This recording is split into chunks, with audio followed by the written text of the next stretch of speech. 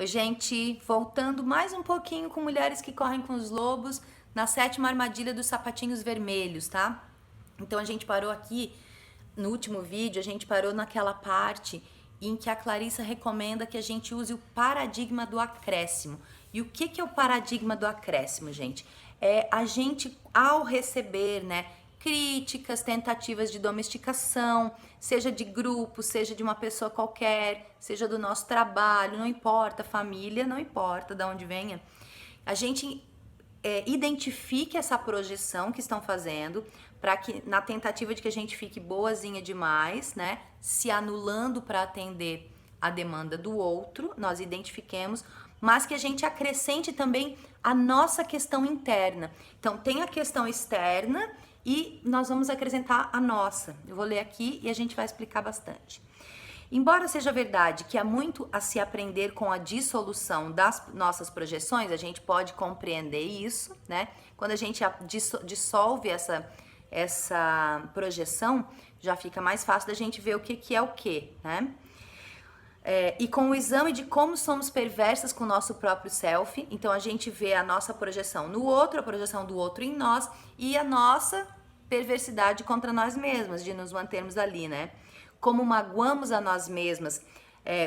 Nesse momento é muito perigoso da gente parar de investigar, porque aqui a gente pensa, já resolvi, eu já entendi, foi porque lá quando eu tava, sei lá, com uns 4 anos de idade, eu caí, aí eu fiquei magoada porque as crianças riram de mim na escola, blá blá blá, e é por isso que eu sou boazinha demais, assim, assim, assado. Você racionaliza um negócio, até entende, mas a investigação não deve parar aqui, tá?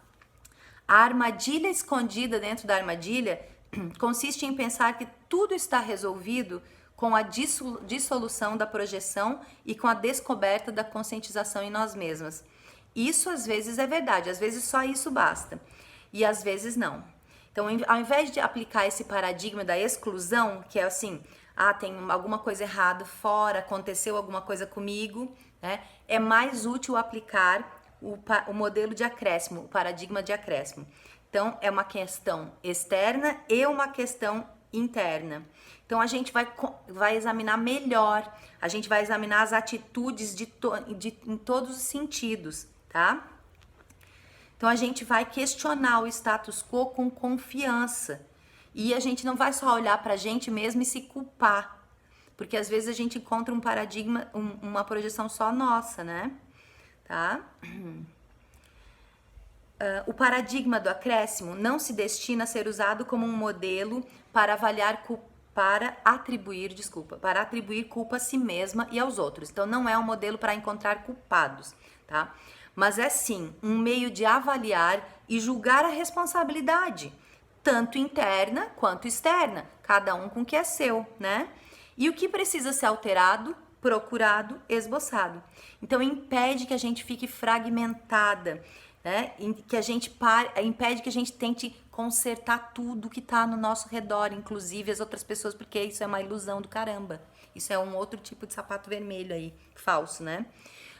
Impede que a gente tente resolver todas essas coisas e se negligencie, que se isole do mundo. Quando eu faço o paradigma do acréscimo, porque eu tenho pelo menos 2 coisas para olhar aqui. A questão externa, e aí para a questão externa o que eu preciso fazer?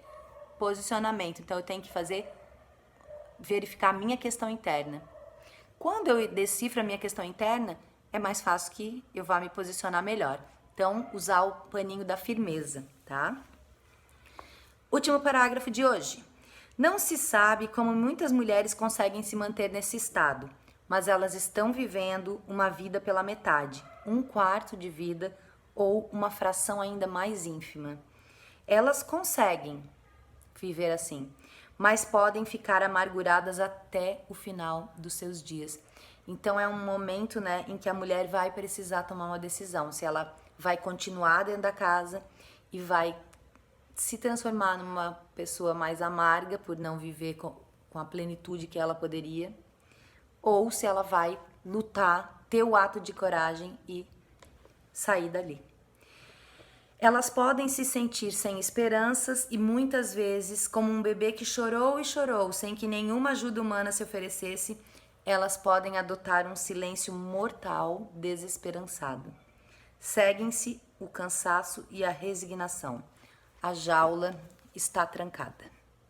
Não, gente, a gente não quer morar na jaulinha. A gente quer correr livre e faceira como a mulher que surge dos esqueletos que La Loba coleta. Certo? Voltamos.